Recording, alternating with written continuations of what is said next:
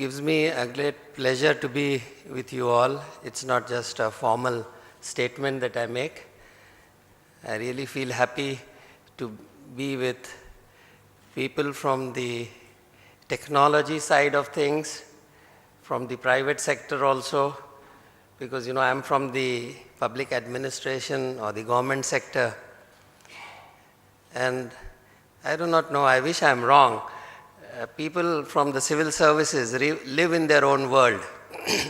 And they think that their world is its own kingdom. But it's like a frog in a well.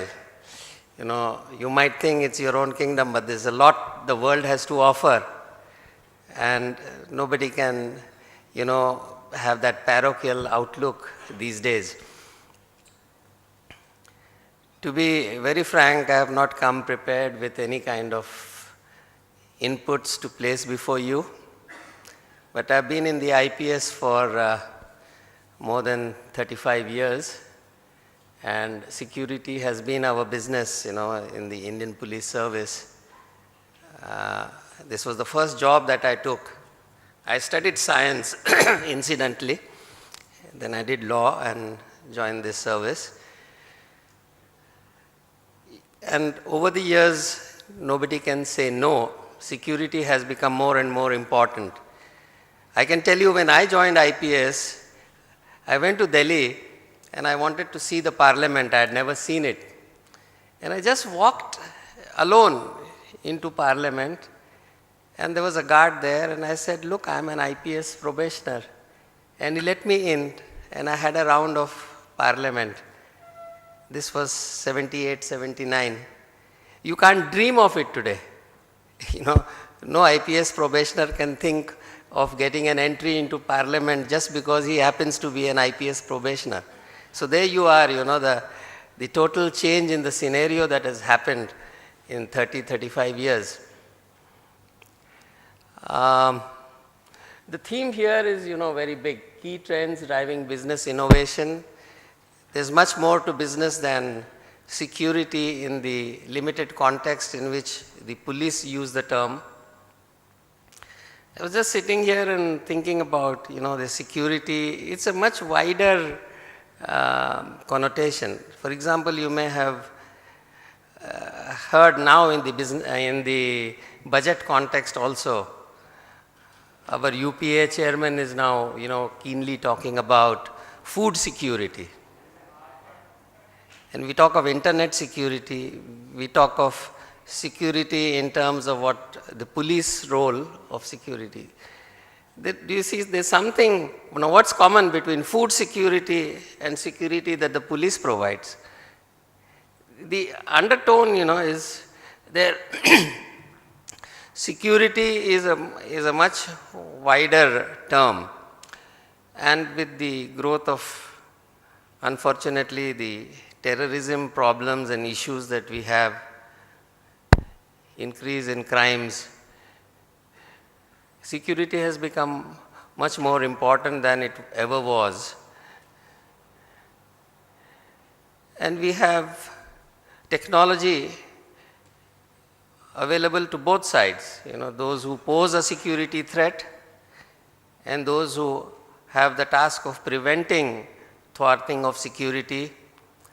So it's a kind of a tug of war where technology is being used on either side, the lawbreakers and the protectors of law. To my mind, no matter how much development technology might bring about, as far as the police job is concerned, security is always going to be a physical thing, I would say.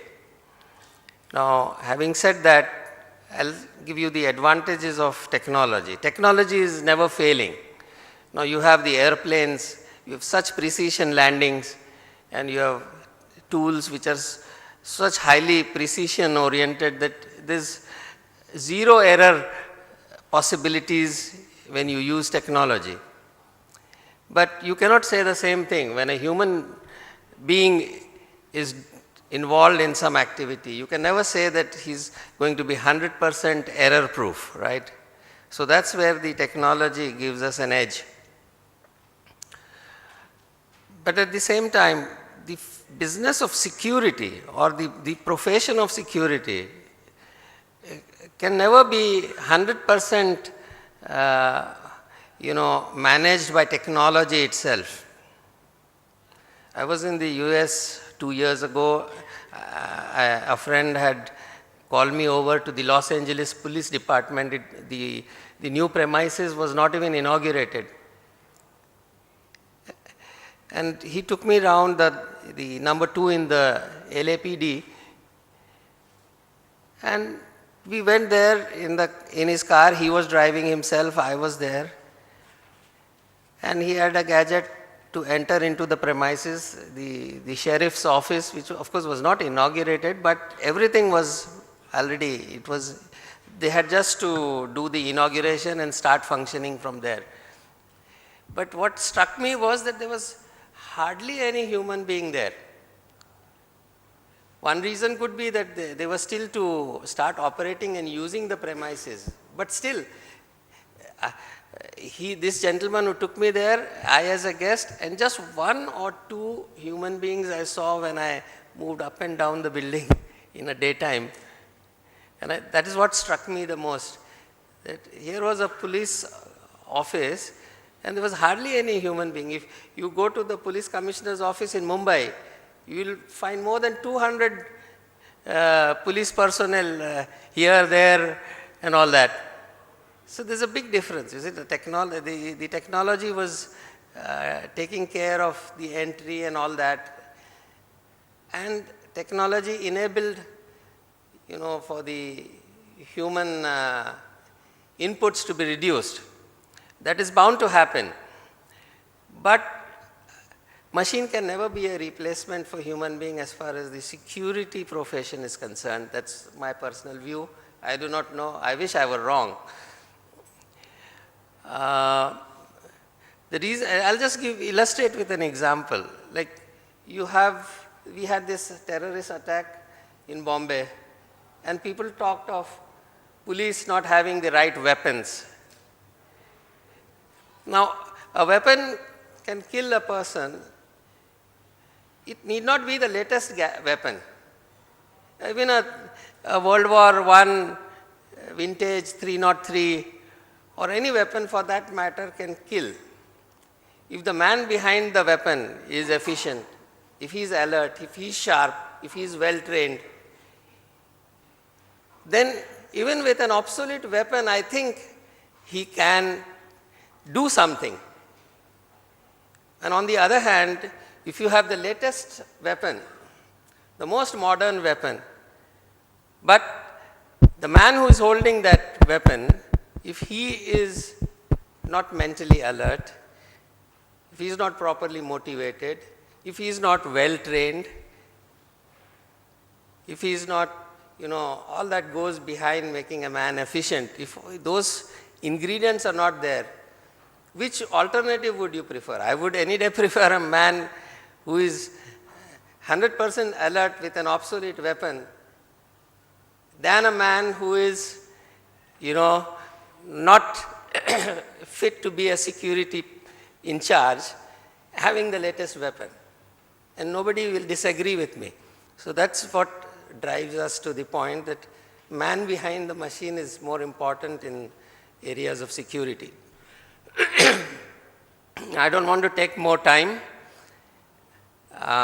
in the informal interaction that we'll have. I look forward to learning more from you guys than I can give what I can share with you.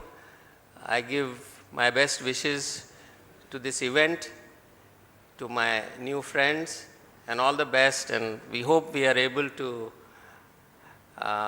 do better in the days to come in our own businesses and professions. Thank you.